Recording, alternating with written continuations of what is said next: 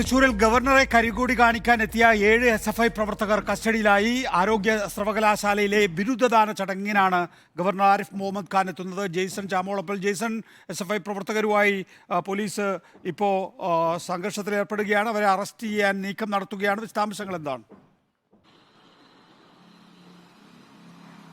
നികേഷ് കുമാർ, അല്പം മുമ്പാണ് വിവിധ സ്ഥലങ്ങളിൽ SFIയുടെ പ്രതിഷേധമുണ്ടായിരുന്നു. ഗവർണർ ഇന്ന് കേരള ആരോഗ്യ സർവകലാശാലയുടെ കോൺവെക്കേഷൻ ചടങ്ങിൽ പങ്കെടുക്കാൻ എത്തുന്നതായിരുന്നു. ഇന്നലെ രാത്രിയാണ് തൃശ്ശൂരിൽ ഗവർണർ എത്തിയത്. ഇന്നലെ രാത്രി തന്നെ SFIയുടെ ഒരു പ്രതിഷേധമുണ്ടായിരുന്നു. അതിന് പിന്നാലെയാണ് ഇന്ന് രാവിലെ രാമനിലയം മുതൽ മെഡിക്കൽ കോളേജ് യൂണിവേഴ്സിറ്റിയുടെ പരിപാടി നടക്കുന്ന ഇടം വരെ വിവിധ ഇടങ്ങളിൽ SFI പ്രവർത്തകർ ഇപ്പോൾ പ്രതിഷേധിച്ചുകൊണ്ടിരിക്കുകയാണ്. മുഴുവൻ സ്ഥലങ്ങളിലും ഇവരെ അറസ്റ്റ് ചെയ്ത് നോക്കുന്നുണ്ട്. ഇപ്പോൾ ഏകദേശം 17ഓളം പേരെ വിവിധ സ്ഥലങ്ങളിൽ നിന്നായി പോലീസ് അറസ്റ്റ് ചെയ്തിട്ട് നമുക്ക് ദൃശ്യങ്ങളിൽ നിന്ന് കാണാം. വലിയ ബലപ്രയോഗത്തിലൂടെയാണ് പോലീസ് ഇവരെ അറസ്റ്റ് ചെയ്ത് നീക്കുന്നത്.